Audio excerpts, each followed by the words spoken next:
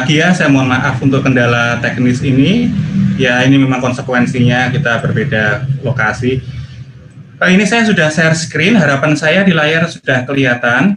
Apakah di layar Anda, layar teman-teman HP, laptop sudah kelihatan gambar monyet?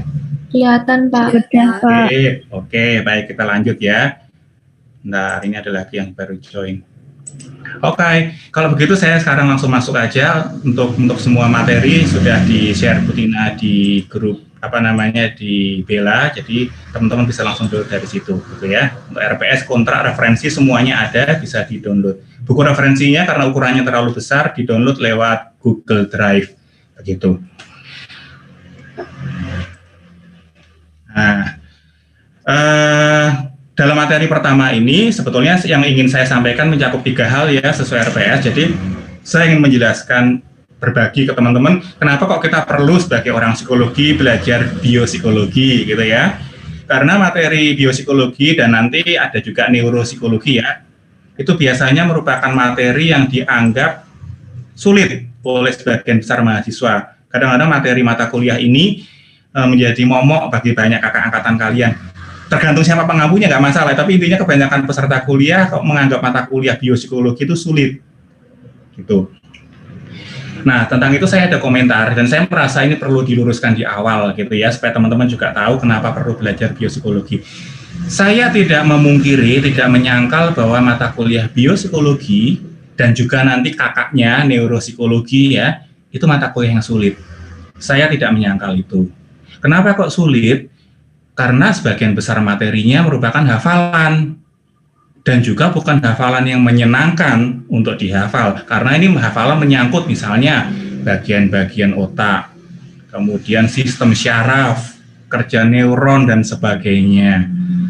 Untuk kita yang barangkali misalnya ya, mungkin dari ilmu ketika SMA-nya ya, dari sosial barangkali, dari bahasa atau dari SMK, cara belajar yang mirip IPA yang mirip kedokteran seperti ini kita nggak terbiasa, gitu ya. Kita mungkin terbiasa dengan kasus, dengan analogi, dengan cerita, tapi ini tiba-tiba dihadapkan pada materi yang menuntut kita untuk menghafal.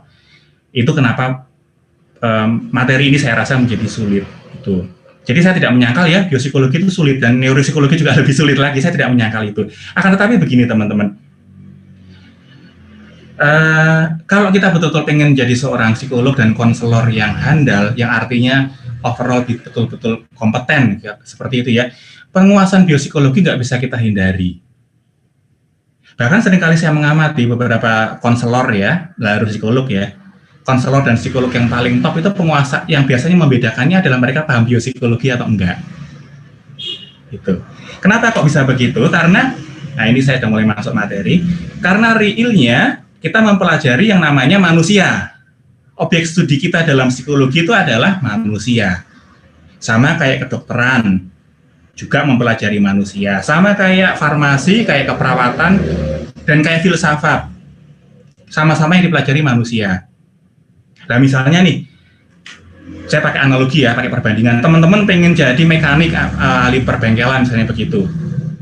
Ahli servis mobil. Apakah cukup kalau teman-teman hanya ngerti cara mengganti ban mobil saja? Kan nggak cukup. Kalau teman-teman pengen jadi pakar servis mobil misalnya, teman-teman harus memahami sampai bagian dalam mobilnya kan? Tahu karburator, tahu mesin, bla bla bla. Intinya sampai mobil itu teman-teman tahu. Sama sebetulnya dengan, sorry ini ada chat sebentar ya. Oh ya, oke, makasih diingatkan untuk di-record. Oke, sudah saya record ke cloud. Terima kasih. Jadi sama dengan kita tadi analogi tadi ya, kalau kita pengen menjadi psikolog yang baik ya, yang bisa nolong orang, tentu penguasaan tentang manusia harus kita kuasai sepenuh-penuhnya. Ya semakin dalam kita memahami manusia, semakin dalam kita memahami manusia, ya semakin bisa kita menolong manusia itu. Kan begitu. Jadi psikologi itu bukan sekedar ilmu memotivasi orang ya. Saya sering sekali ya di luar sana ya, ketika ketemu dengan orang menganggap bahwa psikologi itu ilmu untuk memotivasi orang, modalnya cuma ngomong doang. Itu pemahaman yang keliru. Psikologi lebih daripada itu. Psikologi mampu menolong orang antara lain karena kita ngerti kinerja syaraf, kinerja otak itu bagaimana. Nanti akan saya tunjukkan contoh-contohnya. Itu bahwa pemahaman tentang otak manusia ternyata bisa dipakai untuk menolong kasus mulai dari ribut rumah tangga sampai kasus yang parah kayak depresi. Itu bisa ditolong dengan pemahaman berbasis pemahaman biopsikologi. Gitu teman-teman. Jadi meskipun sulit gitu ya teman-teman ya, materi ini kalau sekali lagi ya kembali ke niat kita memang beneran jadi pengen jadi psikolog atau konselor enggak gitu. Kalau kita benar-benar memang komit, memang niat ya harusnya ini enggak menjadi sulit. Itu ada sebuah analogi lagi ya, kayak katakanlah misalnya begini. Ini yang cowok ya. Seandainya kamu diberitahu gitu ya. Ini kamu bakal dapat pacar, seorang pacar yang pacarnya nggak dikasih tahu namanya siapa, kamu hanya diberitahu gini, tapi untuk ngedapetin pacar ini, katakanlah begitu, kamu harus berjuang ekstra keras, kamu akan dibully banyak orang, kamu akan dibenci banyak orang, jalanmu akan sulit, Instagrammu, medsosmu akan dihantui banyak stalker, banyak hater, kamu tetap mau nggak pacaran dengan orang ini? Nah kalau kamu nggak tahu pacarnya siapa yang ditawarin ke kamu, kemungkinan kamu kan udah ogah duluan, karena kamu kan ngebayangin jalannya berat banget kan gitu. Ya ngapain juga aku mau pacarnya nggak tahu siapa, harus ngadepin dibully, di stalking, yang mending yang jelas-jelas aja dengan yang di sini sudah ada kan, kamu mungkin ngomongnya kan begitu. Tapi coba bayangin kamu diberitahu, oke jalanmu tadi memang susah, tapi ini siapa nih pacarnya nih? Pacarmu nanti adalah Lisa Blackpink, nah misalnya begitu, kamu kan semangat. Waduh kalau pacarnya kayak Lisa Blackpink misalnya ya, kalau pacarnya Lisa Blackpink sih ya aku menyeberang samudera aja, aku mau diburu-buru stalker ya aku ikhlas, karena itu tadi ngedapetin dia misalnya begitu. Nah, saya rasa itu sama dengan kita belajar biopsikologi ya. Kalau kita nggak tahu untuk apa kita belajar biopsikologi, sumpah deh, prosesnya pasti kita nggak akan tahan karena memang susah, karena memang kita harus ngapalin ini itu. Tapi kembali tadi, kalau kita tahu tujuannya, kenapa kita belajar biopsikologi, apa manfaatnya, akan membuat proses itu menjadi lebih bisa kita lalui. Nggak menjadi lebih mudah, nggak ada jalan pintas, tapi prosesnya bisa lebih kita tahan karena kita tahu untuk apa kita belajar itu.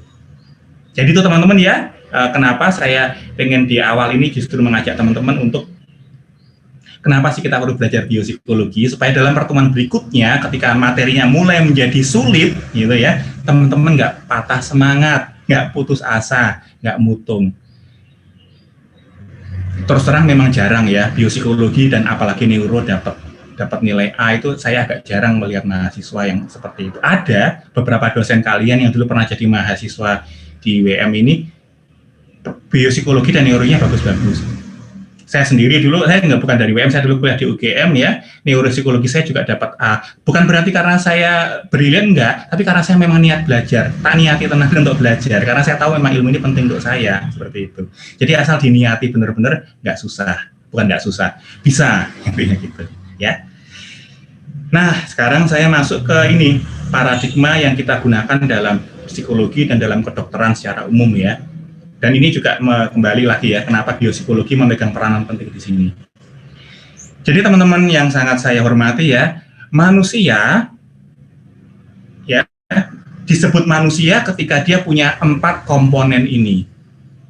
4 komponen ini harus ada, harus utuh pada seorang manusia supaya as a human kita bisa manggil dia adalah manusia yang utuh, lengkap, dan sehat.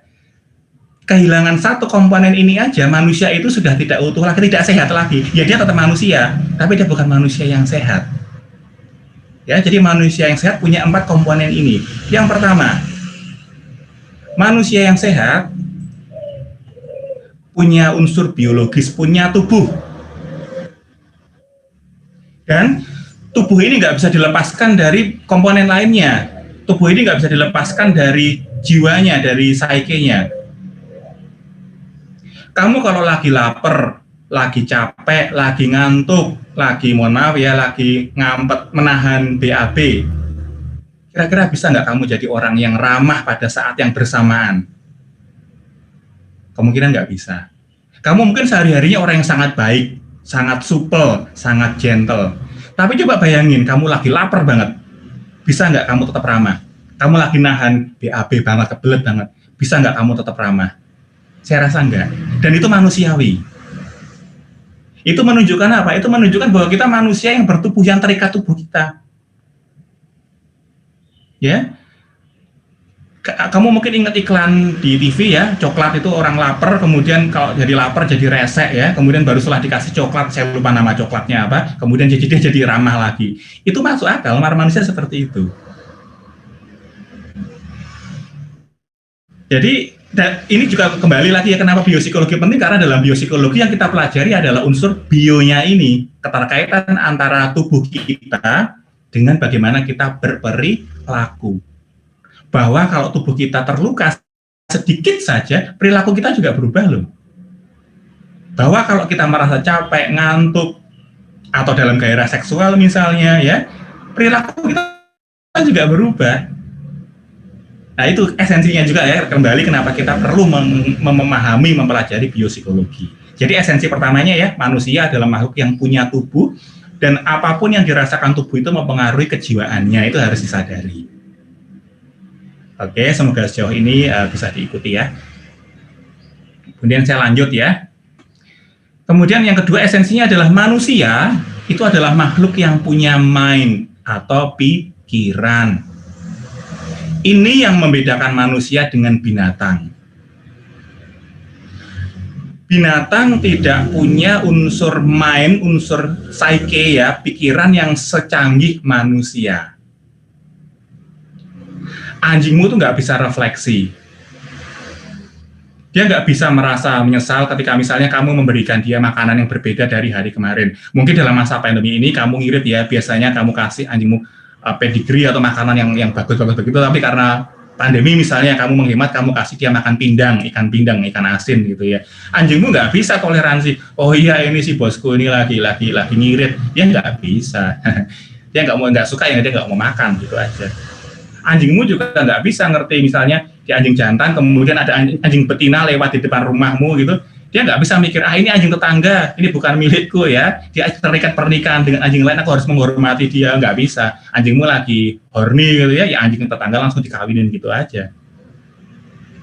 Atau kamu juga nggak bisa ya ngambil misalnya monyet gitu, kamu ambil, kamu letakkan di depan laptop, kamu minta dia untuk bikin puisi Valentine.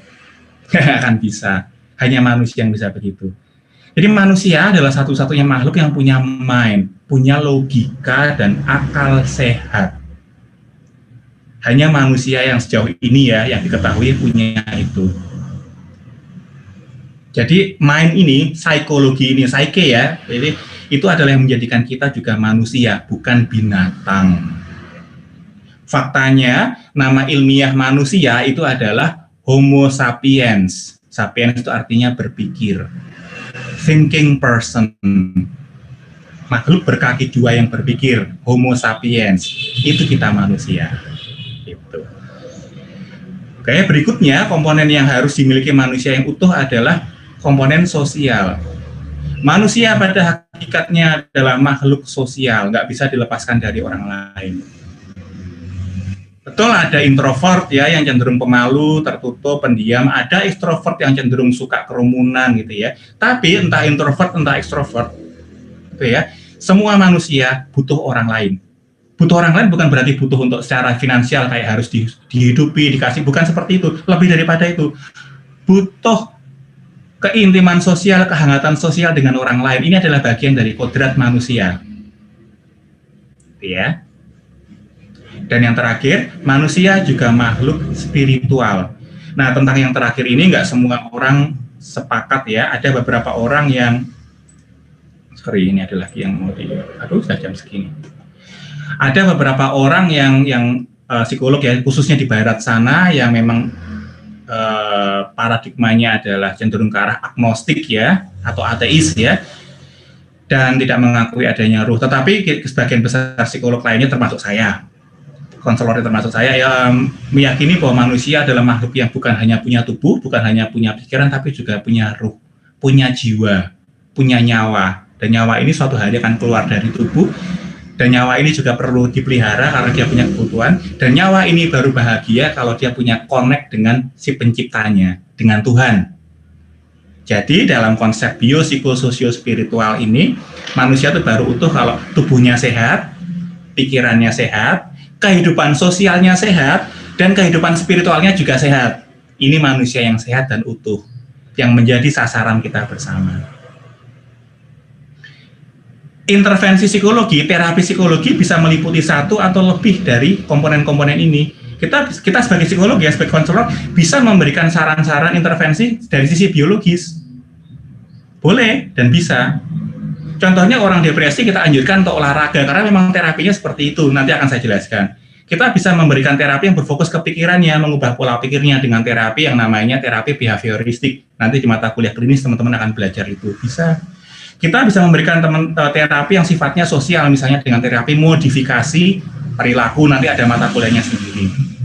Atau kita bisa memberikan saran-saran sifatnya spiritual, yang bentuknya coping untuk berdoa kepada Tuhan, itu juga bisa. Nah, jadi sekali lagi ya, psikolog yang utuh, konselor yang utuh, memahami, menguasai, dan bisa menerapkan keempat hal ini. Itu lagi-lagi kembali kenapa kita perlu belajar biopsikologi, karena ada komponen biologi di situ. Itu teman-teman ya. Oke, sekarang saya langsung kasih contoh aja ya, supaya teman-teman bisa melihat gimana penerapan biopsikologi dalam kehidupan nyata. Saya kasih 2 contoh. Contoh yang pertama, ini contoh nyata ya. Oh, ada chat lagi. Bentar. Oh, oke. Ada waiting room. Bentar.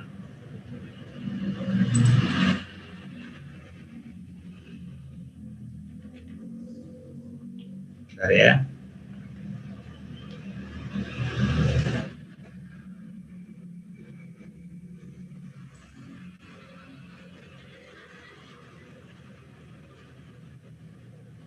Nggak keluar ini menu waiting room-nya ini.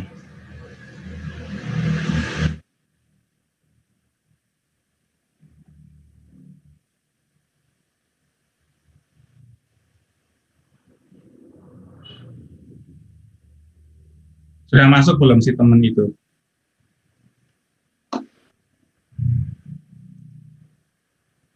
Ya, sambil jalan, nanti kalau belum masuk tolong saya di chat lagi ya. Jadi ini asumsinya ada seorang laki-laki, seorang suami, bukan asumsi, ini kisah nyata, ada seorang suami bernama Jeffrey. Jeffrey di sini ditulis dalam tanda kutip 2, artinya dia namanya disamarkan, tapi ini betul kasus yang nyata. Jadi Jeffrey ini adalah seorang laki-laki berumah tangga, punya istri, tapi dia ketakutan menghadapi istrinya. Jadi Jeffrey ini adalah orang yang pembawaannya tenang, tidak suka konflik, sementara istrinya adalah orang yang lebih asertif, koleris ya, dominan, gak segan-segan mengungkapkan isi hatinya begitu, dan sering marah-marah gitu ya. Nah, satu hal yang akhirnya membuat Jeffrey datang ke konselor waktu itu adalah ketika ini ada satu peristiwa yang diceritakan Jeffrey yang membuat dia merasa tidak tahan lagi, ceritanya seperti itu. Jadi ceritanya nih mereka berdua baru pulang dari gereja, itu ya, baru pulang dari gereja, naik mobil berdua, Jeffrey-nya nyetir, istrinya di sebelahnya. Mereka marah-marah, berantem, karena pada malam sebelumnya, itu ceritanya, salah satu tantenya si istrinya Jeffrey gitu ya, sebut aja istrinya itu Agnes gitu, sebut aja yang namanya gitu ya, datang ke rumah Jeffrey. Tapi karena Jeffrey-nya sedang sibuk bekerja, Jeffrey-nya nggak turun dan nggak mau menjumpai si tantenya ini. Si Agnesnya marah karena menganggap Jeffrey-nya nggak sopan gitu ya. Jadi ketika pulang dari gereja itu Agnesnya cemberut gitu. Itu Jeffrey-nya sudah tahu nih istrinya marah nih, dia deg-degan, dia tegang gitu ya. Dan kemudian dengan nada dingin si Agnesnya bilang, kenapa kamu tadi malam nggak turun ke bawah padahal tanteku udah datang jauh-jauh gitu. Wah, Jeffrey-nya ketakutan karena dia tahu betapa pemarah istrinya. Dan Jeffrey-nya nggak bisa ngomong apa-apa, membisu, membeku karena takut. Makin marahlah si Agnes istrinya itu karena menganggap Jeffrey-nya nyuekin, menganggap Jeffrey-nya nggak mau jawab. Ditanya gitu malah diem aja, kamu tuh ngapain sih? Gitu. Aku tuh ditanya baik-baik tahu, si Agnesnya marah-marah begitu. Makin takutlah si Jeffrey karena dia kan orangnya nggak suka konflik ya. Dia nggak bisa jawab, dia diem. Makin marahlah si Agnes. Akhirnya sampai akhirnya teriak-teriak gitu lah, yelling gitu. Jeffrey-nya merasa nggak kuat, nggak tahan, terteror, trauma, dan akhirnya dia datang ke konselor, dia cerita itu. Intinya begitu. Nah, kalau kita memahami biopsikologi, akan jelas bagi kita kenapa itu terjadi. Dan akan juga lebih jelas bagi kita untuk memberikan intervensi yang sesuai. Kalau kita nggak paham biopsikologi ya, nanti kita akan cenderung seperti motivator aja.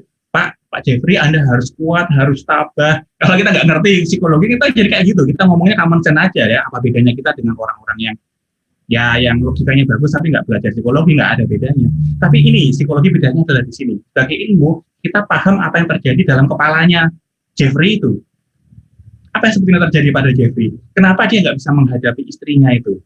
Kenapa dia yang sehari-harinya orangnya di kantornya ya, dia kerja di perbankan ya, dia hari-harinya pinter. Kenapa dia nggak bisa menghadapi perempuan yang notabene adalah istrinya sendiri? Nah, secara biopsikologi yang terjadi dalam otak Jeffrey adalah begini. Oke. Di otak manusia ada beberapa bagian ya, tapi yang penting di sini yang terkait dengan konteksnya Jeffrey ini adalah bagian yang bernama amigdala.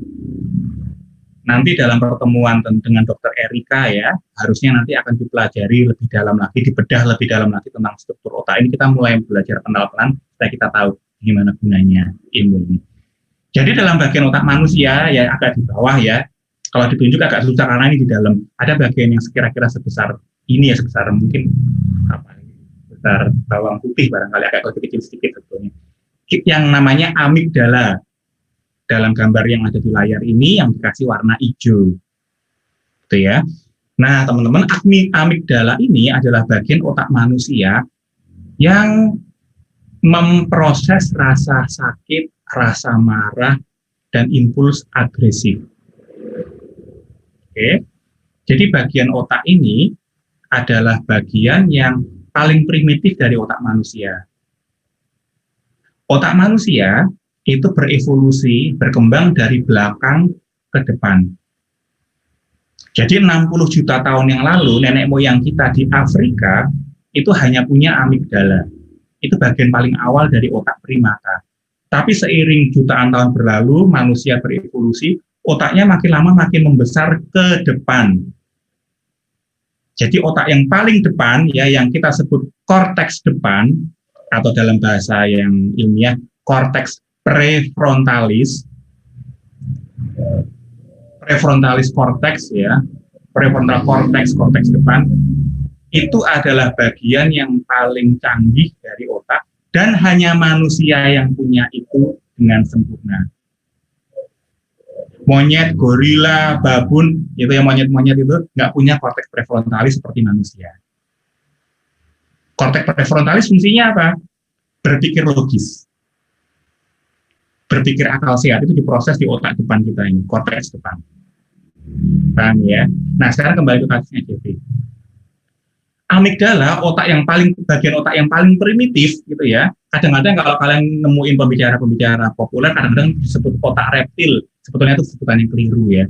Tapi ya, saya paham maksudnya, karena itu membuat kita berpikir seperti reptil yang hanya tahu agresi dan seks. Ada betulnya juga. Jadi amigdala itu fungsinya sangat primitif, hanya mengelola impuls kemarahan dan seks aja, seksual aja. Nah, pada kasusnya Jeffrey, amigdalanya sangat aktif. Karena apa? Karena istrinya terus berteriak-teriak, seolah-olah istrinya itu adalah ancaman. Amigdala ini, teman-teman ya, tidak bisa membedakan antara harimau di depan kita dengan seorang istri yang marah-marah. Atau pasangan yang marah-marah. Amigdala ini nggak tahu bedanya. Di depanmu ada macan kah yang betul-betul bisa mengancam nyawa kamu ya, atau dengan seorang pasangan yang galak yang sebetulnya nggak mengancam nyawa kamu. Amigdalamu nggak tahu bedanya. Ya iyalah, dia nggak punya mata, dia kan hanya tahu bahwa ini adalah ancaman. Ini adalah danger, ini adalah bahaya. Dan, nah ini yang kita ketahui dari biopsikologi. Ketika satu bagian otak aktif, energi dari tubuh kita, glukosa dan energi ya intinya, itu dipusatkan ke bagian otak itu. Dan konsekuensinya, bagian otak yang lain di-shutdown, diturunkan kinerjanya. Karena apa? Sekali lagi tadi, amigdala kan nggak ngebedain bahayanya ini di depan kita ini apakah istri atau harimau. Amigdala nggak tahu bedanya. Intinya amigdala hanya bilang ada bahaya di depan kamu. Nah konsekuensinya, kalau ada bahaya, respon tubuh kita gimana? Melawan loh, fighting loh, atau kabur.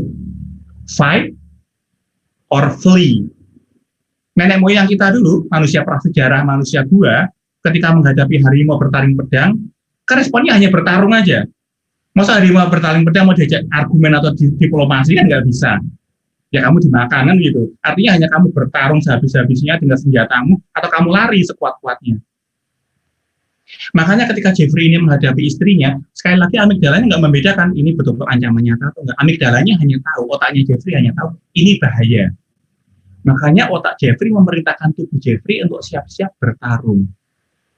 Kenapa badan Jeffrey kaku? Sebetulnya bukan kaku. Otot-ototnya mengeras semua seolah-olah siap untuk fighting.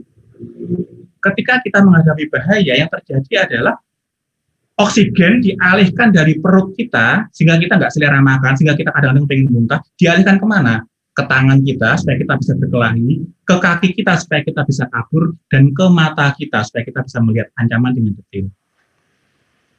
Tapi korteks prefrontalis, otak yang gunanya untuk berpikir, diturunkan fungsinya, di shutdown. Karena dalam bahaya menghadapi macan, kan kita nggak butuh mikir. Menghadapi macan, masa mau diargumen, macan, aku jangan dimakan nih, hari ini aku lagi ragu-ragu, lagi pantang. Masa kan gitu kan enggak. Ada macan ya, kamu langsung ambil apapun senjatamu kan berkelahi. Sama begitu. Jeffrey nggak bisa jawab karena otaknya memang nggak. Otak yang untuk ngomong ya, otak untuk logika akal sehat mati. Ya dimatikan di shutdown itu, korteks depannya. Yang ada cuma amigdalanya doang yang aktif menyala itu. Ini bahaya ini. Semakin keras istri Jeffrey berteriak, semakin takutlah Jeffrey, semakin amigdalanya merasa ini bahaya, dan semakin Jeffrey menjadi kaku dan nggak bisa ngomong. Karena modenya Jeffrey saat itu adalah mode untuk berkelahi. Begitu yang terjadi pada Jeffrey. Nah, kalau kita memahami itu, bahwa amigdalanya Jeffrey aktif, maka kita juga ngerti bagaimana intervensinya. Cara menolong Jeffrey adalah kita memberikan terapi untuk menenangkan amigdala yang sedang panik itu tadi. Nah, ini kalau kita ada bicara gini, ini dalam mata kuliah lain ya, ada banyak sebetulnya ya, kita bisa melatih Jeffrey untuk meditasi. Jadi meditasi menenangkan amigdala ya teman-teman. Nanti ada dalam mata kuliah manajemen stres yang kalau semester ini di Pak Jaka itu ada. Ketika orang lain marah, kita memvisualisasikan seolah-olah ada tombol pause di kepala kita. Kita menghipnotis diri kita sendiri sebetulnya. Ketika orang lain marah-marah, kita nggak langsung terpancing.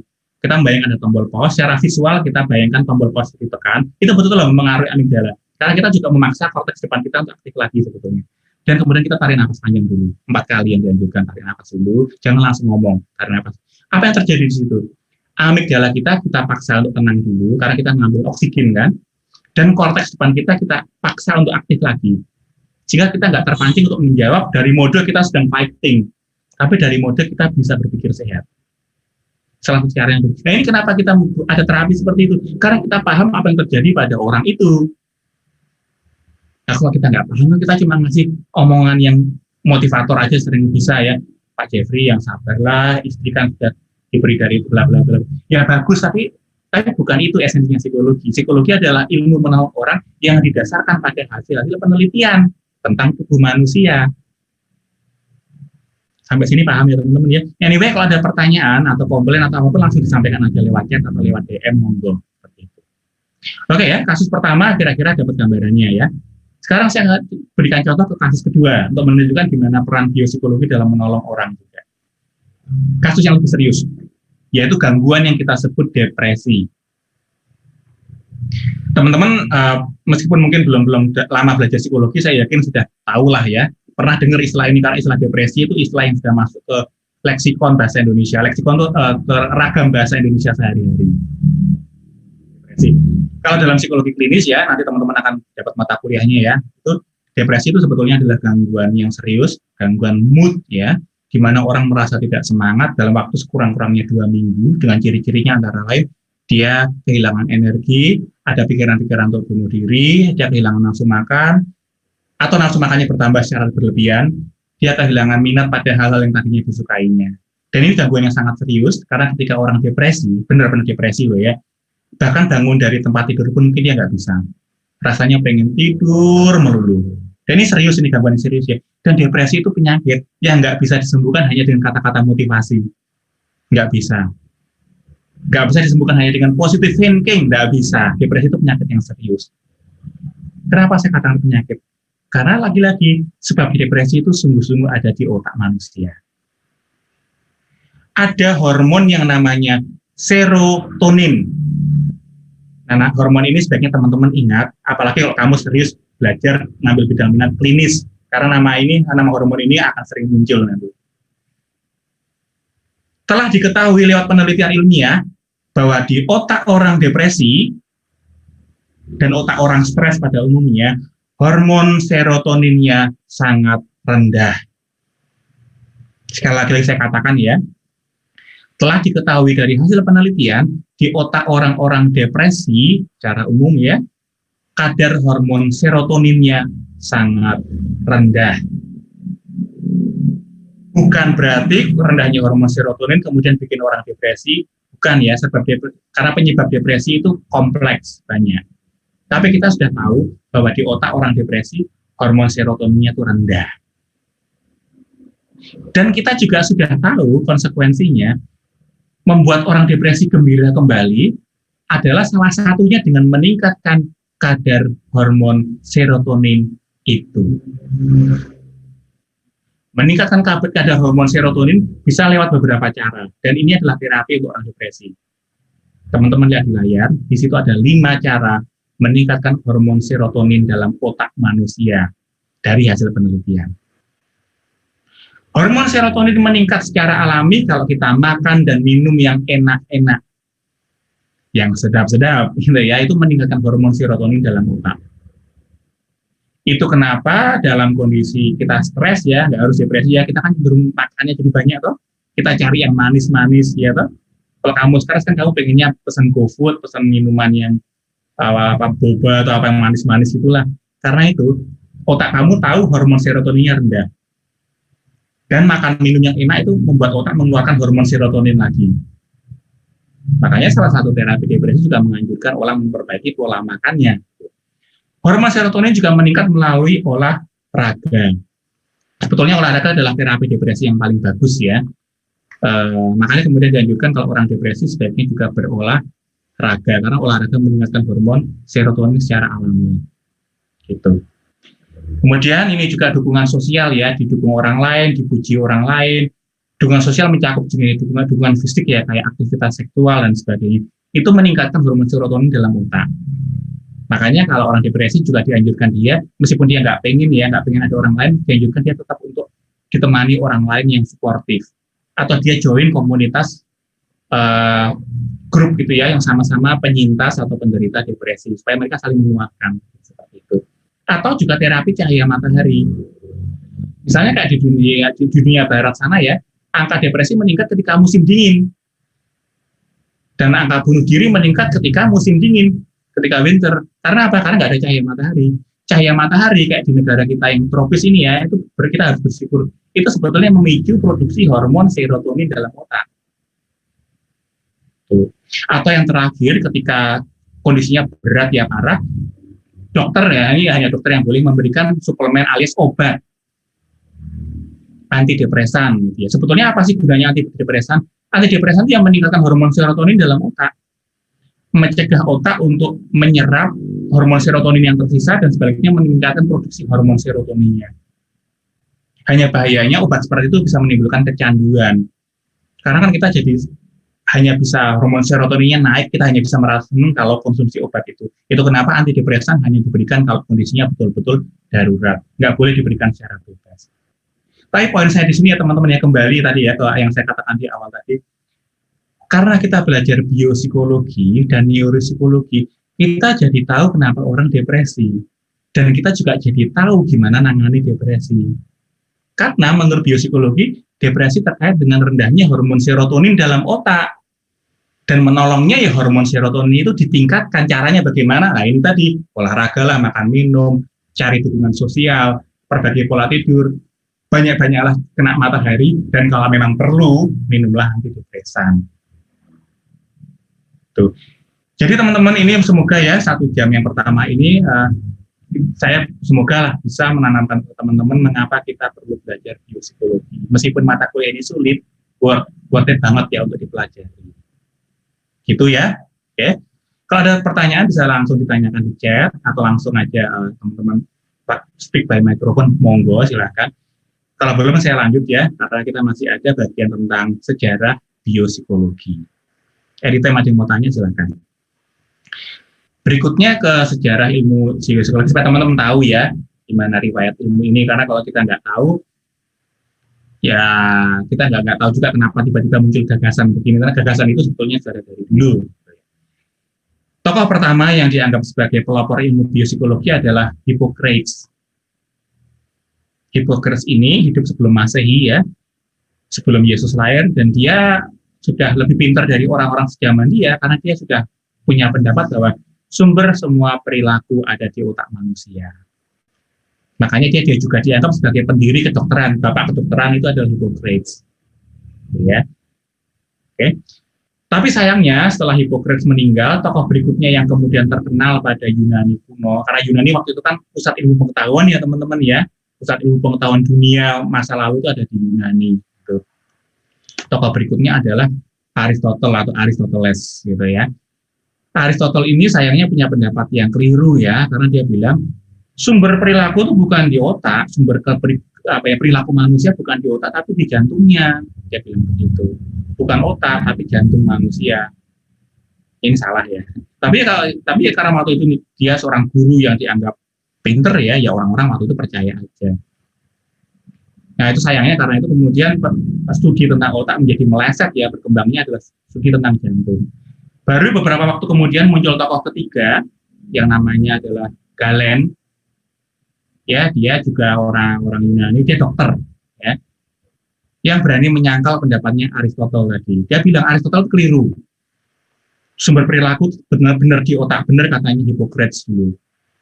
Kok saya bisa ngomong begini, kenapa? Karena kata Galen ya, dia ngamatin bahwa kalau kepala manusia terbentur, artinya otaknya terluka, manusianya masih bisa hidup, tapi perilakunya berubah. Misalnya ada orang yang sehari-harinya ramah atau baik hati, tapi kepalanya terbentur karena misalnya dia jatuh dari kereta kuda, begitu ya. Nyatanya kemudian dia berubah menjadi orang marah-marah. Artinya kemungkinan penyebab perilakunya ada di dalam kepalanya nih, di dalam otaknya. Sementara kalau jantung, begitu jantungnya terluka, orang itu mati ya. Bukan perilakunya nggak berubah, dia langsung mati gitu. Ketika dadanya tertusuk atau terpukul keras, orangnya mati. Tapi ya bukan perilaku, berarti bukan sumber perilaku itu. Sumber nyawa barangkali di jantung. Tapi sumber perilaku itu ada di otak, katanya Galen seperti itu. Nah ini dalam cara tertentu ini Galen sebetulnya berjasa mengembalikan alurnya ke relnya ya, ke pemahaman bahwa otak manusia memang betul sekali ya, otak manusia adalah sumber semua perilaku kita.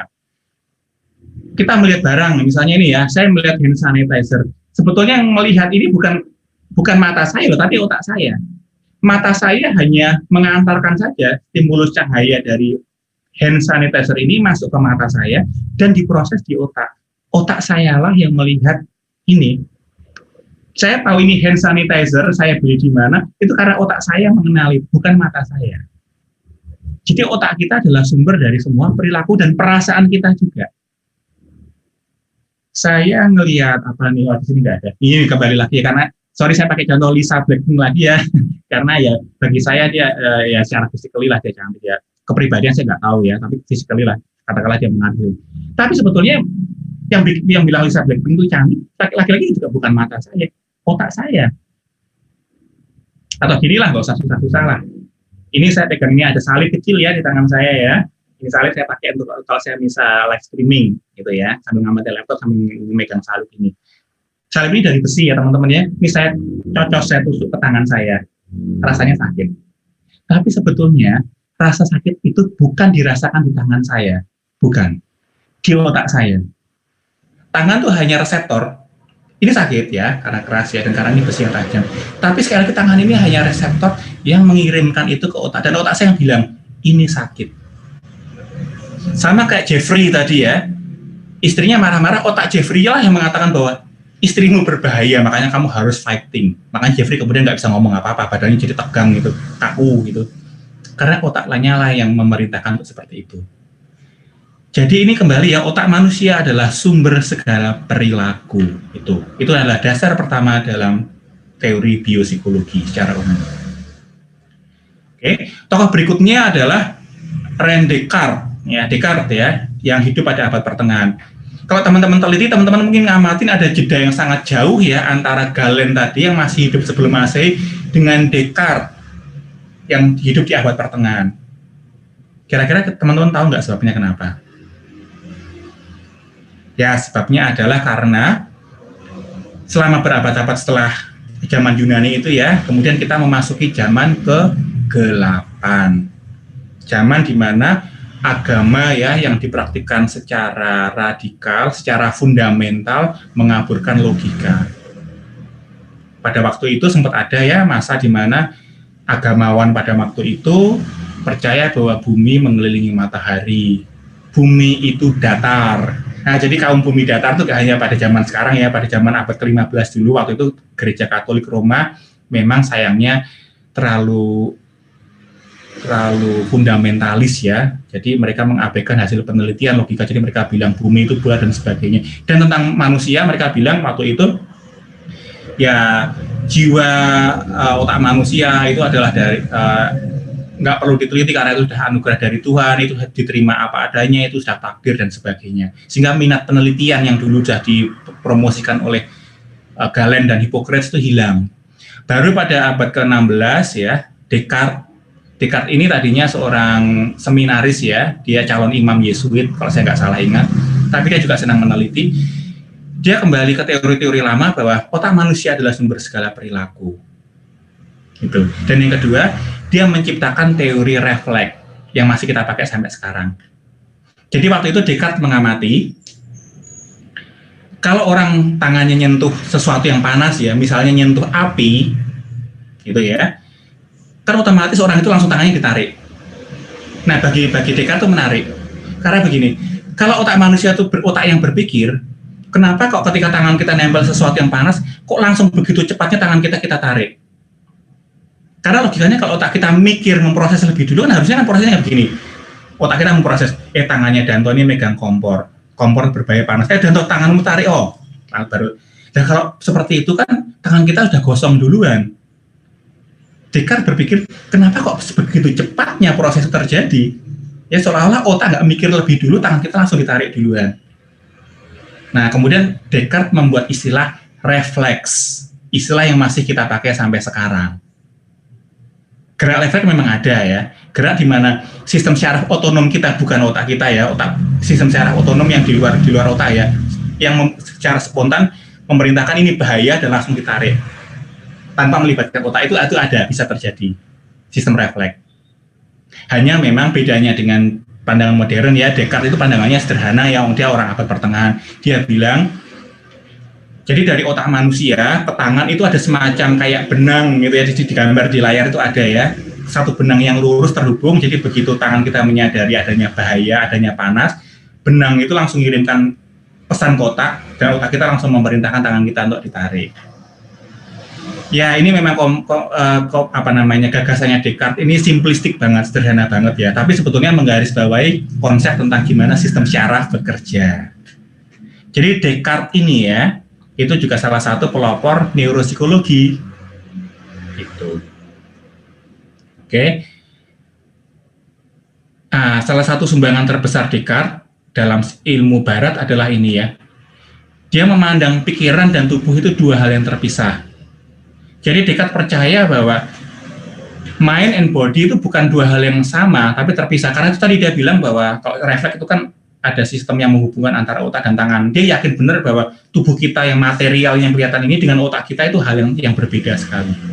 Tapi sebetulnya dualismenya Descartes ini keliru ya. Nanti akan saya bahas sebagai penutup ya. Ini memang saya mengaku ini materi yang agak berat kali terkait dengan sejarah dan agak filosofis, tapi tetap perlu dipelajari karena nyatanya dalam buku panduan, dalam buku teksnya juga meminta kita untuk memahami sejarah ini juga. Supaya kita juga ada rasa respek, rasa hormat kepada akar ilmunya. Jadi kita tetap perlu mempelajari ini. Jadi kalau ada teman-teman ketemu istilah dualisme Cartesian, ketahuilah bahwa istilah itu merujuk ke pemikiran René Descartes ini tadi. Kalau teman-teman baca buku teks bahasa Inggris apalagi ya, akan banyak ketemu istilah ini. Cartesian dualism. Ini merujuk ke pemikiran René Descartes ya. Descartes bacanya Descartes ya. Bahwa pikiran dan tubuh dipandang dua hal yang terpisah, yang berbeda, yang tidak menyatu. Tapi ini pandangan yang keliru, karena sebagaimana kita ketahui, pikiran dan tubuh itu sebetulnya hal yang sama, nggak ada bedanya.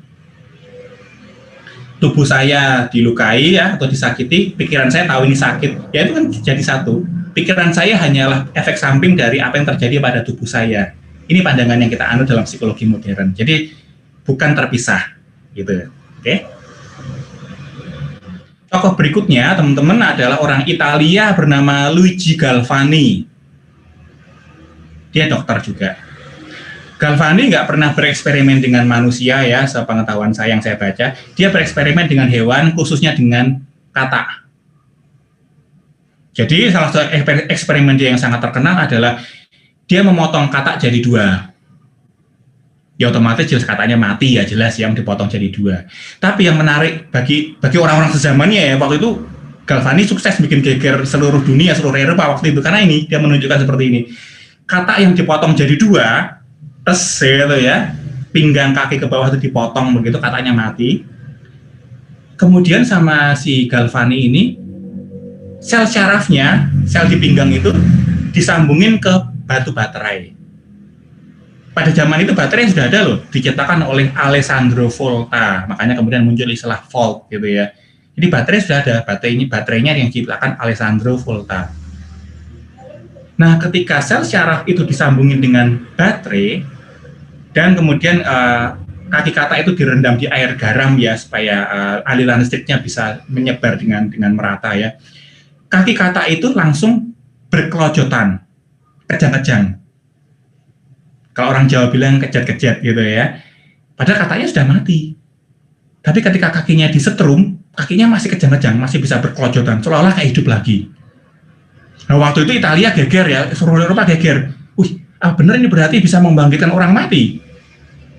Kalau mayat disetrum bisa hidup lagi. Ya ini asal muasalnya cerita Frankenstein sebenarnya dari situ ya teman-teman ya. Bukan, katak ini nggak hidup lagi.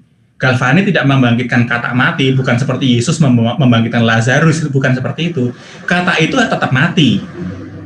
Tapi yang ditunjukkan Galvani adalah ini, bahwa sesungguhnya sel-sel tubuh kita, sel-sel tubuh makhluk hidup lah, katak manusia juga, itu sebetulnya berkomunikasi lewat aliran listrik. Itu yang sebetulnya ditemukan Galvani.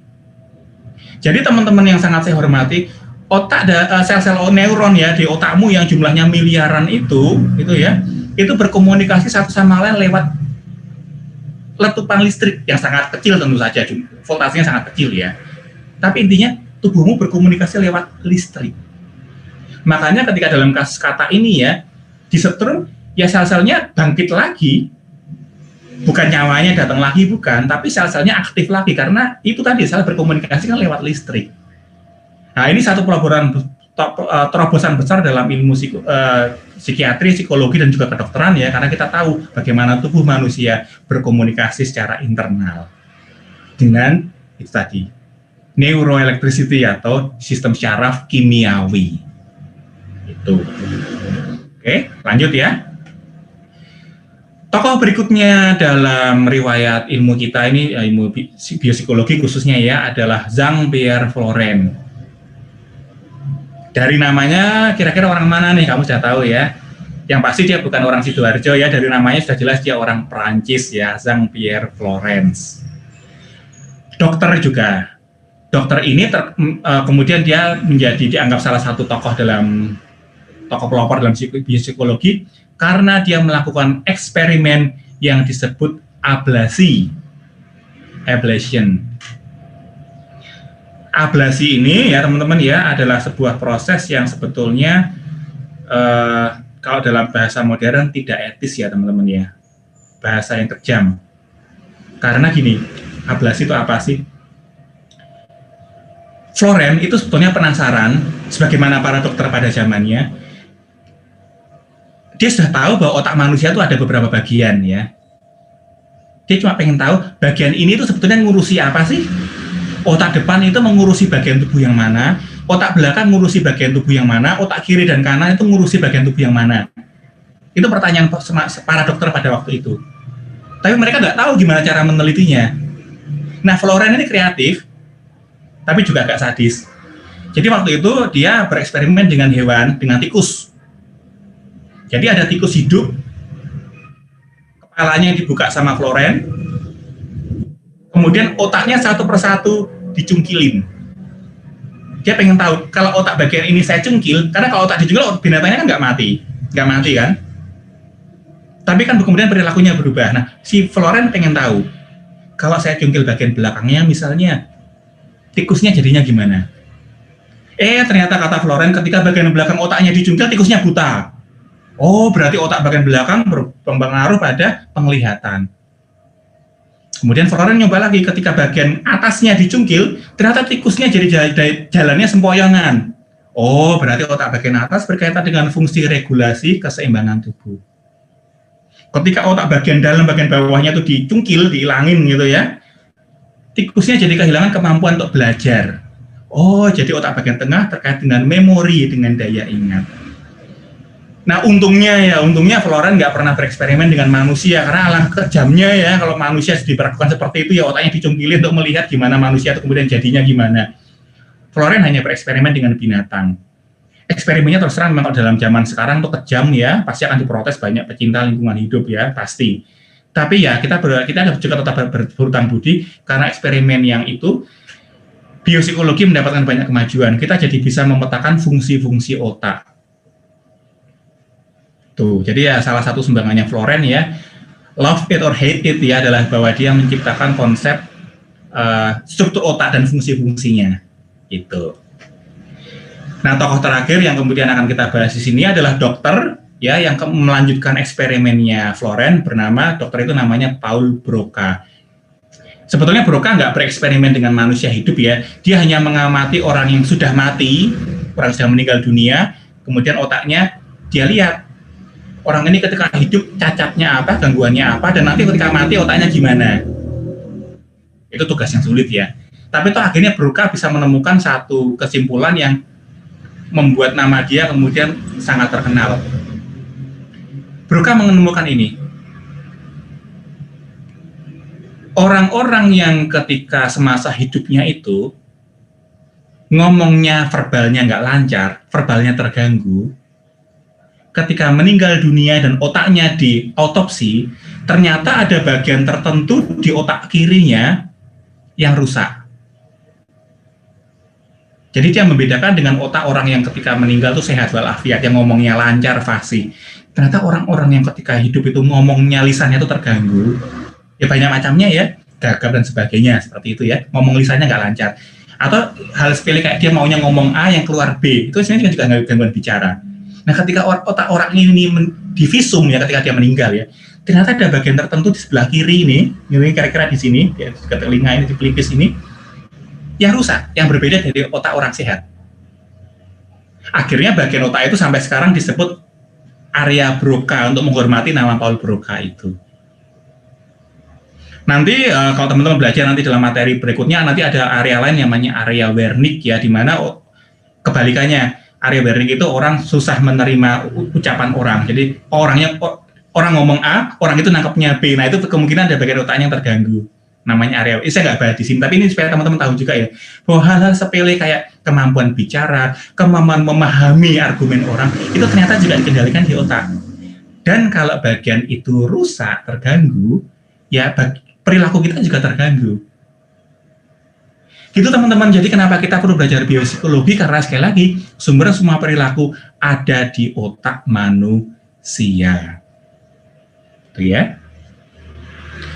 Oke, masih ada satu bagian lagi, bagian terakhir ya, tentang evolusi manusia.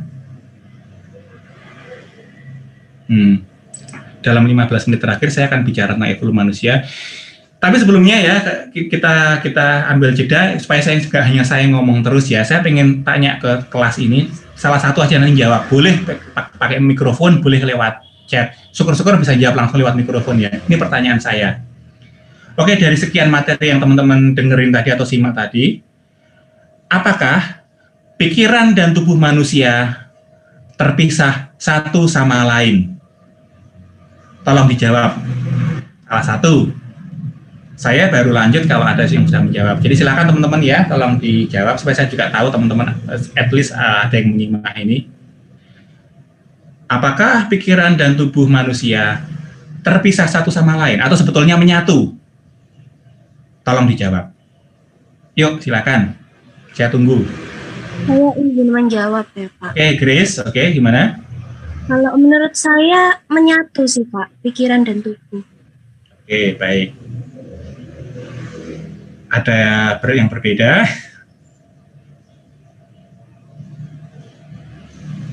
Sama Pak dengan Grace Pak. Oh, Prisia ya, oke, baik. Ini juga oke, baik.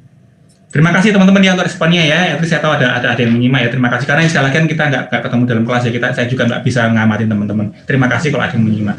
Jadi teman-teman, jangan terjebak dalam pemikiran yang keliru bahwa pikiran dan tubuh itu terpisah. Karena sampai sekarang pun pada zaman modern pun masih ada yang menganut pandangan ini, termasuk di kalangan psikologi. Masih ada yang menganggap bahwa mind and body berbeda. Ini adalah pikiran yang keliru ya yang kita sebut. Ini saya kembali ke ini ya. Dualisme ini keliru ya. Jadi teman-teman saya mohon ya, teman-teman yang hidup di zaman modern jangan terjebak dalam pikiran dualisme. Mind and body itu bukan sesuatu yang terpisah ya, tapi sesuatu yang menyatu. Kenapa saya katakan menyatu? Ya itu tadi, tangan saya ditusuk besi seperti ini kan sakit. Nah, sakit itu kan ya berpikiran bahwa ini sakit loh, itu kan nyatanya karena tubuh saya ditusuk. Jadi nggak ada bedanya. Yang kita sebut pikiran itu ya adalah efek dari apa yang terjadi pada tubuh kita. Nah, paham ini ya yang kita anut namanya monisme dalam bahasa Indonesia atau dalam bahasa Inggris monism. Ini tolong diingat-ingat. Barangkali nanti apalagi teman-teman nanti banyak ngobrol dengan orang yang dari alirannya medis ya, kedokteran ya, dan filsafat ya, itu mereka akan sering ngomong ini, debat antara monism dan dualism. Ada masih orang-orang filsafat ya, dosen filsafat yang pandangannya dualisme. Misalnya ya yang beraliran rohani ya, bahwa tubuh itu materi, pikiran itu non materi ya, pikiran itu ya nggak ada, pikiran itu non materi. Bukan ya teman-teman ya. Karena apa? Ini hasil penelitian menunjukkan seperti itu, monism ya, tubuh kita dan pikiran kita menyatu, Saya kasih contoh ya, yang supaya teman-teman juga tahu bahwa pikiran dan tubuh itu menyatu. Kemarin kan kita baru aja ngerayain Hari Valentine, ya toh? Ya kalau teman-teman nggak ngerayain, ya anggap aja ngerayain lah, gitulah ya. 14 Februari Hari Kasih Sayang. Tapi teman-teman tahu nggak, dalam biopsikologi sebetulnya apa sih yang disebut cinta itu? What is love gitu ya? Itu sebetulnya apa sih? Kalau dalam biopsikologi, cinta itu adalah ketika hormon yang namanya, saya tulis di chat aja ya, ini bukan bagian dari materi, tapi supaya teman-teman tahu lah. Nanti kamu bisa ngomong ke pacarmu kan keren. Aku jadi tahu loh hormon cinta itu namanya ini, ya kan? Kamu kan keren banget. Pacarmu makin sayang ke kamu nanti. Nah, hormon cinta itu adalah ini, oksitosin. Saya tulis saja untuk penambah pengetahuan kamu. Ketika oksitosin dikeluarkan otak, kamu akan merasa makin cinta, makin sayang, makin dekat dengan orang yang ada di hadapanmu saat itu, siapapun dia. Dan gimana cara meningkatkan hormon oksitosin, teman-teman? Tebak kira-kira, makanan apa yang secara ilmiah terbukti meningkatkan hormon oksitosin? Makanan itu salah satunya adalah coklat. Coklat mengandung beberapa zat yang membuat otak mengeluarkan hormon oksitosin. Itu kenapa ketika Valentine kita pada kasih coklat, karena sebetulnya pengetahuan sudah menunjukkan, hanya kita mungkin nggak tahu ya asal muasalnya kenapa kok coklat. Coklat itu memicu otak mengeluarkan hormon oksitosin, membuat kita merasa sayang pada orang di depan kita saat itu. Itu. Hormon oksitosin dulu dikeluarkan ketika kita masih bayi, ketika kita menyusu pada ibu kita ya, di payudara ibu kita, itu otak si bayi dan otak ibunya sama-sama mengeluarkan hormon oksitosin dalam jumlah yang sangat besar. Mekanisme ini membuat bonding atau ikatan ibu dan anak menjadi lekat sekali. Karena itu tadi ya, jadi otaknya keluar ketika hormon oksitosinnya dikeluarkan dalam jumlah besar. Itu juga kenapa kamu merasa makin sayang ketika kamu bersama ketemu orang, apalagi bersentuhan fisik ya, gandengan tangan, makan coklat sama-sama, kamu merasa makin cinta. Karena itu tadi sebetulnya di otakmu keluar hormon oksitosin yang membuat kamu merasa dekat dengan orang itu. Itu adalah hormon bonding, hormon love ya, hormon yang memungkinkan kita punya niat untuk bereproduksi dengan orang lain. Nah, kenapa saya ceritakan itu ya? Itu sebetulnya bagian dari materi neuropsikologi untuk menunjukkan kepada teman-teman bahwa pikiran dan tubuh kita itu pada hakikatnya satu, nggak terpisah. Jadi yang kita gunakan dalam paradigma biopsikologi adalah monism. Gitu ya teman-teman ya. Oke, dan bagian terakhir dari materi kita ini, 10 menit terakhir, saya akan ngomong sekilas tentang evolusi, karena ini juga bagian yang diminta dalam RPS, dan juga dalam buku teksnya juga ada, dan kita juga perlu tahu tujuannya apa, supaya kita ngerti gimana perkembangan otak kita dari dulu sampai sekarang. Dan supaya kita mensyukuri ya, betapa berharganya otak kita ini tadi. Karena sekali lagi, kita belajar dalam biopsikologi bahwa otak adalah sumber segala perilaku. Dan intervensi yang paling efektif untuk mengubah perilaku manusia sebetulnya adalah intervensi yang ditujukan langsung ke otak. Kayak tadi intervensi depresi, intervensi penenangan amigdala, itu kan langsung tujukannya ke otak. Itu manfaat kita belajar biopsikologi. Kita memahami kinerja tubuh, khususnya otak, dan kita bisa memberikan terapi psikologi yang memang langsung menyasar otak yang memang mengurusi bagian tubuh atau bagian emosi itu, gitu. Lanjut, bagian terakhir ya, ini sudah hampir selesai materinya tentang evolusi. Ini saya nggak ngomong panjang ya, karena evolusi itu sebetulnya materi kuliah tersendiri ya. Saya hanya ngomong terkait dengan keperluan mata kuliah ini aja, singkat aja. Pertama, evolusi diciptakan oleh Charles Darwin. Ini saya yakin kamu sudah tahu, meskipun dulu kamu kuliahnya bukan di IPA, kamu kuliah di IPS ya. Saya yakin kamu pernah dengar lah nama Charles Darwin ini. Cuma barangkali kamu belum melihat fotonya, saya yakin itu ya. Ini fotonya Charles Darwin kayak gini gitu ya. Darwin menciptakan teori evolusi. Tuh. Dia menciptakan dari penelitian dia di Pulau Galapagos ya. Ketika dia berlayar dulu, dia ngamatin bahwa ada burung finch, burung pipit lah kayak gitu. Yang di Galapagos itu tengah-tengah samudra ya. Burung pipit itu ada di situ, bentuk paruhnya berbeda dengan burung finch yang juga ada di Amerika Selatan. Benuanya jauh sekali, tapi kok spesiesnya sama-sama burung, tapi kok bentuk paruhnya berbeda. Yang satu bentuk paruhnya kasar, ya, kokoh untuk makan biji-bijian, yang satu lunak untuk makan serangga. Dan pikir, kok bisa beda gini ya, padahal spesiesnya sama. Kemudian lebih lanjut, Darwin ngamatin ada beruang yang warnanya putih tinggal di kutub, ada beruang yang warnanya coklat. Dan manusia sendiri ada yang kulitnya putih, ada yang kulitnya merah, ada yang kulitnya gelap, ada yang matanya sipit. Kok beda-beda gitu ya? Padahal kan spesiesnya sama. Nah, akhirnya Darwin menciptakan teori yang kita sebut evolusi. Intinya teori evolusi begini. Yang paling gampang memahaminya adalah dengan analogi jerapah. Saya tanya ke teman-teman, ini nggak usah dijawab ya, karena ini kan kelas online, saya nanya pertanyaan retorik aja. Nggak usah dijawab, kita renungi sama-sama. Kenapa jerapah kok lehernya panjang? Ini kalau teman-teman bisa menjawab ini adalah inti teori evolusi. Kenapa jerapah lehernya panjang?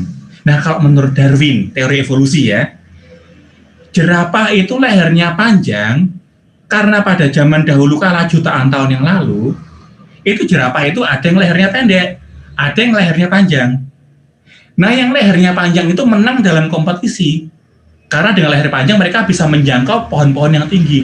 Jerapah yang lehernya pendek punah, kalah bersaing. Akibatnya yang tersisa hanya yang lehernya panjang. Jadi kenapa jerapah lehernya panjang? Bukan karena dia lehernya pendek kemudian memanjangkan diri ya, karena mungkin pohon makin tinggi. Bukan. Jerapah lehernya panjang ya karena zaman dulu sudah ada yang lehernya panjang. Dan itu yang bertahan hidup. Seleksi alam itu kata kuncinya. Hanya yang kuat yang bertahan hidup. Itu inti teori evolusi. Jadi kalau kita mau menerapkan ke beruang kutub tadi ya, kenapa kok beruang kutub warnanya putih? Nah, kalau menurut Darwin ya teori aslinya loh ya, ini terlepas benar enggaknya kita nggak membahas ini ya, itu nanti di luar ranah ini, itu nanti pemahaman lain. Tapi kalau balik ke teori kenapa kok beruang itu di beruang kutub warnanya putih? Bukan karena beruang hitam kemudian pelan-pelan warnanya berubah jadi putih, bukan kalau menurut Darwin loh ya. Tapi karena pada zaman dulu beruang yang warnanya terang itu memang sudah ada. Dan akhirnya ketika beruang bermigrasi, termasuk akhirnya ada yang ke kutub, yang hidup di daerah kutub ya hanya beruang yang warnanya terang aja, karena dia bisa bertahan menghadapi predator. Lambat laun ya karena beruang yang berwarna terang hanya kawin dengan yang kulitnya terang, yang bulunya terang, akhirnya lama-lama jadi putih. Gitu. Nah, ini inti teori evolusi supaya teman-teman tahu ya. Sekali lagi pertanyaan apakah teori evolusi itu benar atau tidak, bukan tugas saya menjawabnya, dan saya tidak membahas itu. Karena kalau kita bilang itu nanti ranahnya filsafat. Saya juga nggak menganggap teori evolusi benar loh ya, karena Darwin terus terang juga menyangkal beberapa hal yang dalam agama juga ada kayak penciptaan, Itu nanti lain. Jadi saya bukan mencuci otak teman-teman untuk percaya, enggak, bukan itu. Saya hanya ingin menjelaskan bahwa teori evolusi nyatanya begini gitu ya, supaya teman-teman tahu. Nah, kembali ke ini, kenapa kok otak manusia itu berevolusi? Ini contohnya ya, kupu-kupu ada yang berevolusi, ada yang punya mata di sayapnya sehingga seolah-olah kalau sayapnya dibentangkan gitu ada mata, jadi menakut-nakuti predator. Nah, kalau menurut evolusi, kupu-kupu yang semacam inilah yang akhirnya bertahan hidup sampai sekarang, nggak punah. Makanya kemudian ada kupu-kupu spesies seperti ini. Seleksi alam. Demikian juga teman-teman bisa lihat di layar ini, tuh ya. Konon ratusan juta tahun yang lalu ya, kita nggak tahu pada titiknya apa. Nenek moyangnya manusia, kelelawar, ikan paus ya, dan whale dan anjing itu sama karena dilihat dari bentuk tulangnya ini, tulang jarinya sebetulnya mirip. Jadi ini menurut Jamin ini adalah bukti dari evolusi. Nah, sekarang terkait dengan manusia itu sendiri, teman-teman bisa lihat di gambar ini. Kalau menurut teori evolusi ya, evolusi primata, khususnya primata itu adalah kelompok manusia di mana manusia tergabung dalam keluarga primata ya. 60 juta tahun yang lalu itu nggak ada yang namanya gorila, manusia, simpanse, babun, nggak ada. Adanya hanya satu spesies. Spesies ini apa kita nggak tahu. Itu mata rantai yang hilang ya, missing link, mata rantai yang hilang. Tapi spesies ini kalau menurut teori evolusi ada 60 juta tahun yang lalu. Namun seiring perkembangan zaman mulai berevolusi itu tadi, seleksi alam terpisah-pisah. Ada yang tetap hidup di pohon, ada yang tetap mempertahankan ekor panjang, ada yang seperti manusia. Karena terus tuntutan alam mengharuskan dia kuat, lama-lama dia terseleksi menjadi makhluk yang menggunakan akal sehatnya untuk berpikir. Jadilah kita Homo sapiens. Tuh. Nah, menariknya di sini kalau teman-teman lihat di pojok kanan atas, ya itu ya teman-teman bisa lihat manusia, gorila dan simpanse itu berdekatan posisinya. Itu bukan kebetulan. Studi genetika menunjukkan bahwa gen manusia, gen simpanse, dan gen gorila perbedaannya hanya 1%. Dengan kata lain, 99% gen manusia, gorila, dan simpanse itu sama persis. Sekali lagi ya, 99% gen manusia, simpanse, dan gorila itu sama. Bedanya cuma 1%. Lah kalau bedanya cuma 1%, kenapa saat ini Anda ngikutin kuliah biopsikologi ya, sementara gorila adanya di kebun binatang? Karena ternyata 1% itu menyangkut ini tadi, otak depan kita, cortex prefrontalis. Jadi otak depan kita lah ini teman-teman yang membedakan kita dari gorila yang ada di kebun binatang Surabaya. Membedakan kita dari monyet yang sekarang gelantungan di pohon. Mereka semua punya otak, punya amigdala, bisa merasa takut, khawatir, cemas, ngeri, tapi nggak bisa berpikir sehat. Karena yang bisa berpikir sehat, yang punya akal budi, hanya manusia. Akal budi itu di mana? Di korteks depan. Jadi kadang-kadang saya mikir saya kadang-kadang heran juga orang bilang, kowe iki kakean mikir, kamu itu terlalu banyak berpikir. Bagi saya alangkah anehnya dan lucunya pernyataan itu. Karena justru teman-teman yang membedakan kita dengan binatang, bahkan dengan simpanse, adalah satu-satunya adalah karena kita bisa berpikir. Karena kita punya 1% itu tadi. Jadi teman-teman jangan pernah mengejek orang lain ya. Kamu tuh kakean mikir. Jangan.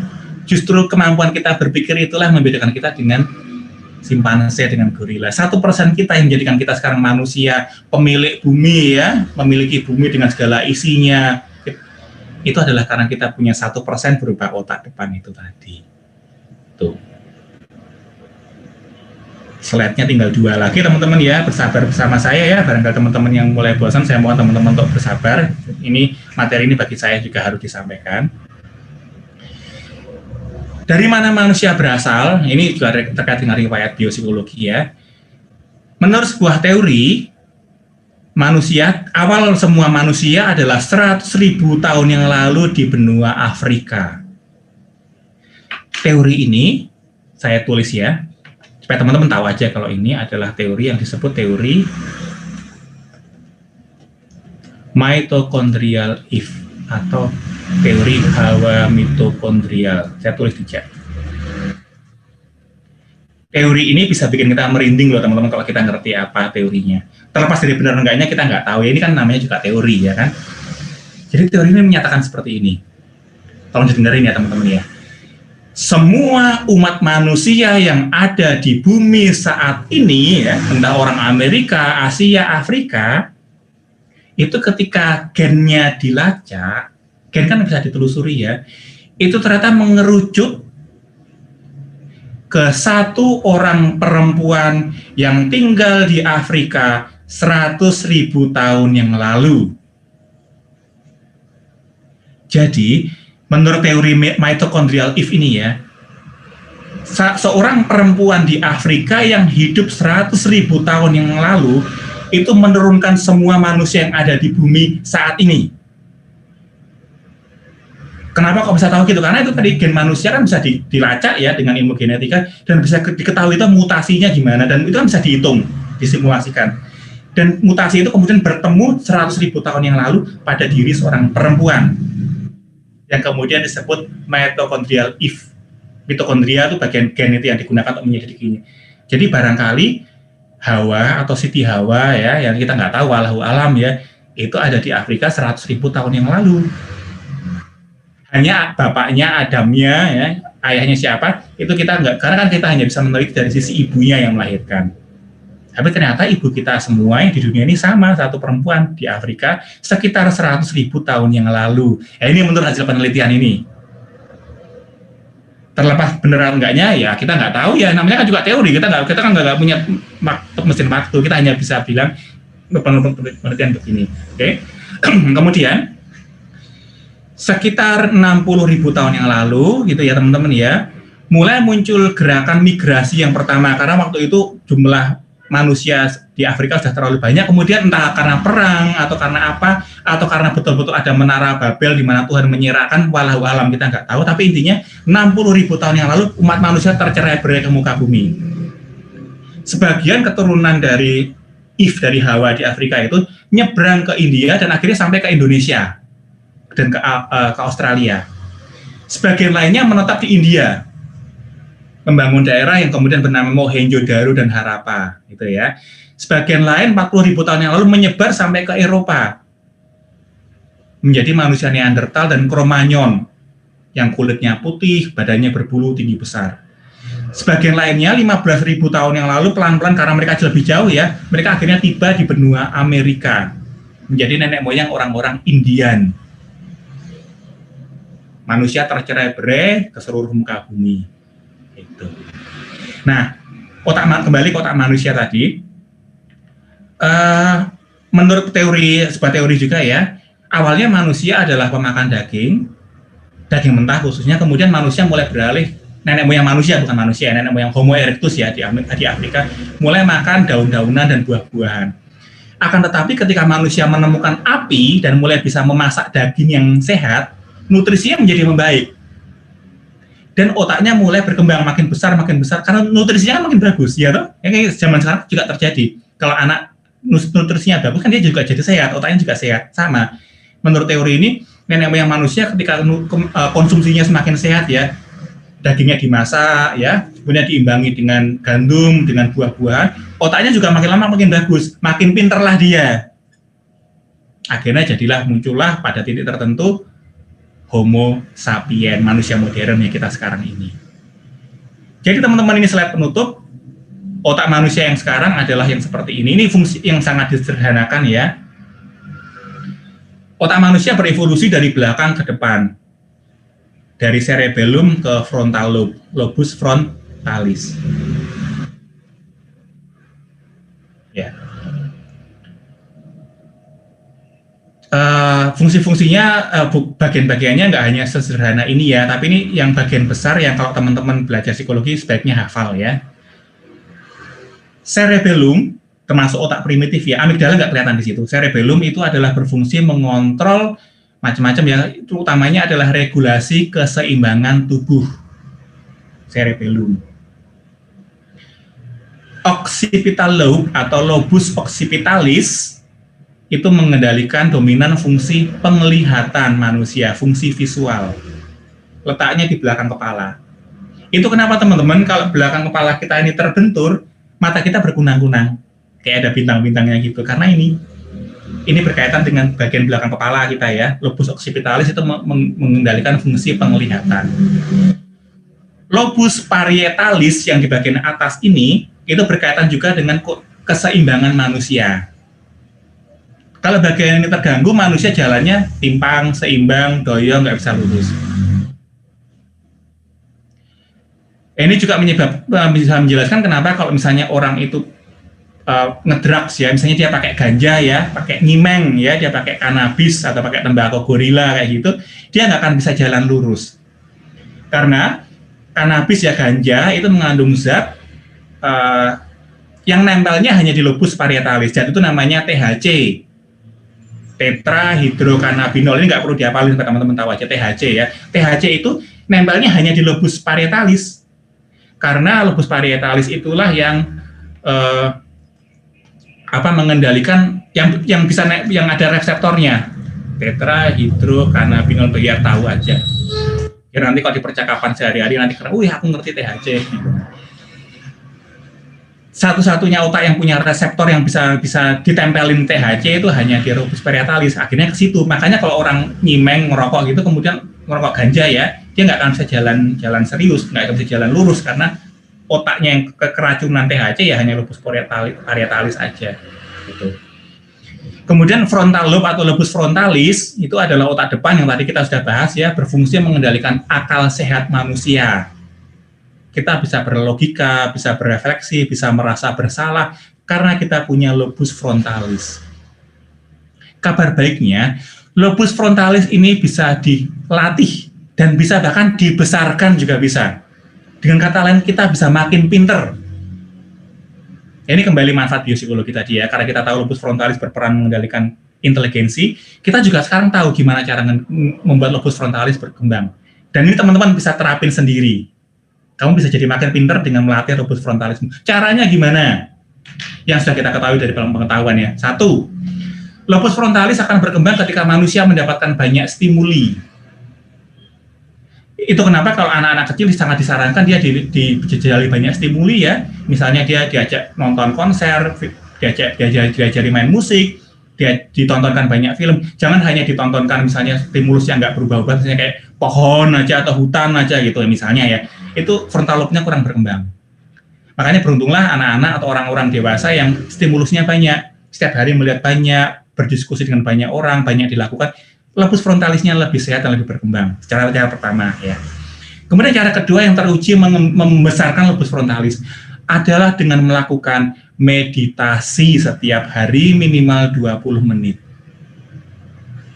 Meditasi itu artinya kita berfokus hanya ke satu doa atau satu kata-kata yang positif, kita ulang-ulang kayak mantra begitu, minimal 20 menit sehari.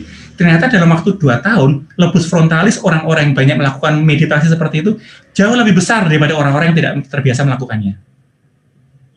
Itu kenapa ya, mungkin kita punya gambaran kalau para biksu atau orang-orang yang bertapa itu dianggap orang pinter. Memang iya, karena biasanya mereka lebih bijaksana. Karena kalau memang mereka beneran meditasi seperti itu, mereka memang lebih bijak, karena lobus frontalisnya berkembang pesat. Nah, kenapa nggak kamu coba sendiri? Ya, coba cuma 2 tahun aja investasi, meditasi, doa, rosario, zikir setiap hari. Dalam waktu 2 tahun kamu akan lebih bijak. Penelitian menunjukkan hal seperti itu. Ini sekali lagi kembali ke kata penelitiannya itu. Oke? Berikutnya adalah lobus temporalis. Ini berkaitan dengan daya ingat atau memori. Ngapalinnya gampang ya. Tempo dulu, nostalgia, nginget masa lalu. Jadi lobus temporalis berkaitan dengan daya ingat. Dan terakhir adalah brainstem atau batang otak, biasanya berkaitan dengan pengaturan suhu tubuh. Ketika bagian batang otak ini rusak, kita kehilangan kemampuan mengatur suhu tubuh kita sendiri.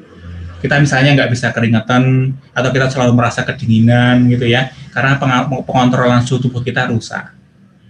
Nah teman-teman, bagian otak ini bukan dominan ya, artinya penglihatan hanya diproses di lobus occipitalis, enggak. Semua bagian otak yang lain juga bisa memproses dan bekerja sama, saling menolong satu sama lain bisa. Jadi misalnya lobus temporalisnya rusak gitu ya, bagian otak yang lain bisa ikut membantu fungsi memori. Jadi nggak hanya diatur di fungsi lobus temporalis saja. Hanya memang fungsi yang dominan itu memang ada betul di lobus temporalis itu. Fungsi yang mata betul dominannya di lobus occipitalis betul. Tapi bagian otak yang lain sekali lagi bisa menghandle fungsi itu manakala bagian otak yang bersangkutan rusak. Bisa dihandle, bisa ditolong, ditanggulangi oleh bagian otak yang berdekatan dengan itu. Jadi otak ternyata juga saling berkolaborasi, saling membantu. Seperti itu.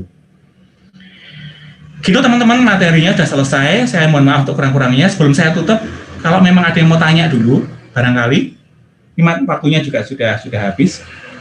Ada yang mau ditanyakan nggak? Iya Pak, saya mau bertanya. Suara saya terdengar ya Pak sebelumnya? Dengar. Oke. Iya baik Pak. Kan kalau tadi Broca Area itu kan berperan di bahasa terus kemampuan berbicara ya. Nah kemarin tuh sempat ada video viral yang beredar bahwa ada seseorang yang tidak bisa menyebutkan kata kue tiaw. Jadi dia bilangnya ketiwau, dia bilang gitu. Iya. Sama kalau biasanya kan ada orang yang cadel gitu ya Pak. Apakah itu karena Broca Areanya terpengaruh ya?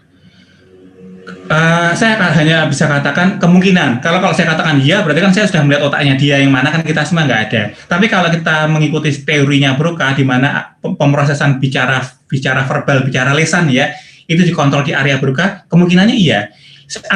At least mungkin saya nggak berani katakan terganggu, apalagi rusak ya. Tapi barangkali ada perbedaan.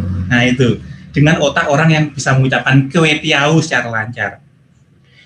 Tapi harus dipastikan dulu ya, apakah betul-betul dia pernah dilatih atau, karena kalau memang area Brocanya memang terganggu, masih dilatih, meskipun dilatih, tetap dia nggak bisa ngomong itu. Karena kalau soal bicara kan kadang-kadang kita juga nggak terbiasa ya, kayak saya aja orang Jogja pindah ke Surabaya, ada beberapa hal dialek Surabaya yang saya harus beberapa kali latihan baru saya bisa mulai menirukan, padahal sama-sama orang Jawa. Nah dalam konteks ini bukan berarti area Broca saya rusak, enggak, karena hanya saya belum terbiasa. Nah, kalau contohmu tadi ya, orang itu tetap nggak bisa ngomong kue tiaw meskipun sudah dilatih, ya kemungkinan hampir pasti ya bagian otaknya yang memang berbeda. Saya katakan berbeda, bukan terganggu ya, berbeda. Karena bagian nyatanya dia dilatih pun nggak bisa. Gitu jawaban saya ya. Baik Pak, terima kasih. Ini ada pertanyaan yang menarik ya dari Aksal. Tadi pertanyaan bagus tadi, terima kasih pertanyaannya tadi. Pertanyaannya lucu juga sih. Apakah suatu saat gorila dan teman-temannya mampu berevolusi dan melampaui manusia? Oke. Kalau kita kembali ke teorinya bahwa 60 juta tahun yang lalu ya, nenek moyang gorila dan manusia itu sama, harusnya kalau gorila ditempatkan pada situasi yang membuat mereka terus berevolusi, harusnya bisa. Mungkin kamu pernah nonton ya film fiksi Planet of the Apes ya, di mana gorila dan monyet ya ternyata bisa kemudian itu. Benar kan? Kalau saya hanya menjawab dari teori, ini pertanyaan hipotetik kan ya, pertanyaan yang hanya bisa dijawab dengan asumsi kan, dengan hipotetik ya, dengan dugaan. Harusnya bisa kalau gorila gitu ya dan teman-temannya ditempatkan dalam kondisi, dalam situasi yang membuat mereka seleksi alam terus-menerus gitu ya, sehingga nantinya hanya gorila yang paling pinter kawin dengan gorila yang paling pinter, menghasilkan keturunan yang paling pinter, dan lama-lama mereka terus dibelajar. Barangkali begini. Kan kita tahu ada gorila yang memang pinter. Kalau teman-teman browsing, monyet yang paling pinter itu namanya monyet bonobo. Kalau teman-teman browsing ya, bonobo itu jenis spesies monyet yang paling pinter. Ada nama bonobo yang paling pinter, ini namanya saya sudah lupa. Coba cari aja bonobo, smart bonobo di Google. Bonobo itu konon bisa dilatih ngitung dan komunikasi dan bahasa. ABC, abjad itu konon bonobo bisa, tapi nggak semua bonobo. Hanya bonobo tertentu yang memang ternyata pinter. Nah, saya ngebayangin, kalau kita bisa mengisolasi monyet-monyet bonobo yang paling pinter, kita kawinin mereka, dan kita hanya keturunan yang paling pinter yang kita kumpulin aja, bisa jadi nanti lama-lama mereka berevolusi jadi sepintar manusia, itu bisa, secara logika loh ya. Secara logika, tapi realnya ya saya nggak yakin terus terang. Barangkali bisa.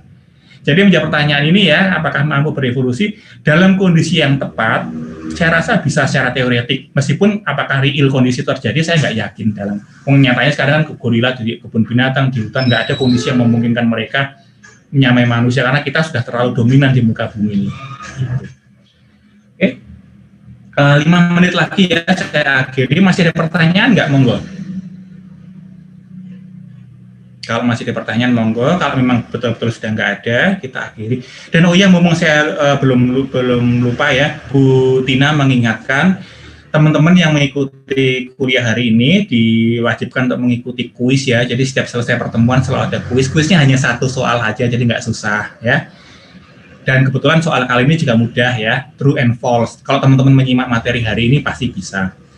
Batas waktunya Bu Tina yang belum menentukan, tapi kalau dari teman-teman yang kemarin itu batas waktunya sehari semalam sampai jam 10 malam. Tapi itu yang kelas kemarin ya. Tapi intinya ada batas waktunya gitu ya. Dan ketika batas waktu itu sudah lewat, teman-teman nggak bisa ngisi lagi. Jadi nanti nilai-nilai kuis harian itu setiap pertemuan itu nanti dikompilasi, nanti akan jadi nilai kuis yang dikumpulkan saat UTS maupun UAS. Jadi jangan lupa untuk dikerjakan, itu hanya satu soal aja. Dan nggak susah, kalau teman-teman menyimak tadi pasti bisa. Itu pesan dari Bu Tina. Oke teman-teman, adakah pertanyaan lagi? Oke, kalau memang tidak ada, saya rasa juga nggak ada ya. Saya mengucapkan terima kasih atensinya ya teman-teman ya, semoga sehat-sehat semuanya.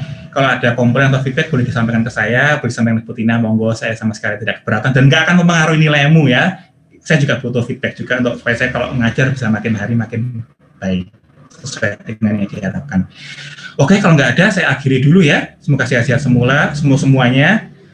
Tetap semangat, tetap gembira. Ya, oke. Kelas saya akhiri ya. Sampai ketemu lagi. Terima kasih, Pak. Terima kasih, Pak. Sama-sama, yuk.